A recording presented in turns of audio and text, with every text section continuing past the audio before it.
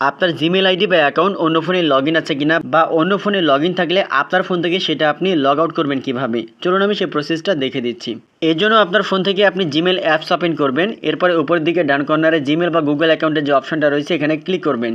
এরপর manage your Google account লিখে থাকবে, এই অপশনটা ওপেন করবেন। এরপর আপনার ফোন থেকে গুগল অ্যাকাউন্ট ওপেন হবে। 3 নম্বর যে অপশনটা রয়েছে সিকিউরিটি অ্যান্ড সাইন ইন, আপনি এখানে ক্লিক করবেন। এরপর আপনি একটু নিচের দিকে আসবেন। নিচের দিকে আসার পরে দেখতে পাবেন ম্যানেজ অল ডিভাইস একটা অপশন থাকবে, এখানে ক্লিক করবেন। এরপরে ফাইনালি আপনি দেখতে পারবেন যে আপনার জিমেল অ্যাকাউন্ট অন্য ফোনে লগ ইন আছে কিনা, বা অন্য ফোনে লগ ইন থাকলে আপনি সেখান থেকে লগ আউট করতে পারবেন। কিভাবে দেখেন, এখানে আপনার ফোনের নাম শো করবে। আপনার ফোনের নাম ছাড়া যদি অন্য কোনো ফোনের মডেল বা নাম শো করে, আপনাকে বুঝতে হবে অন্য ফোনে আপনার জিমেল অ্যাকাউন্টটা লগ ইন আছে। আপনি সেটা লগ আউট করবেন কিভাবে, আপনি ওই মডেল বা ফোনের নামের উপরে ক্লিক করবেন।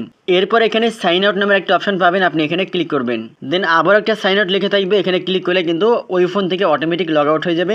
আপনার জিমেল অ্যাকাউন্টের পাসওয়ার্ডটা আপনি চেঞ্জ করে নেবেন।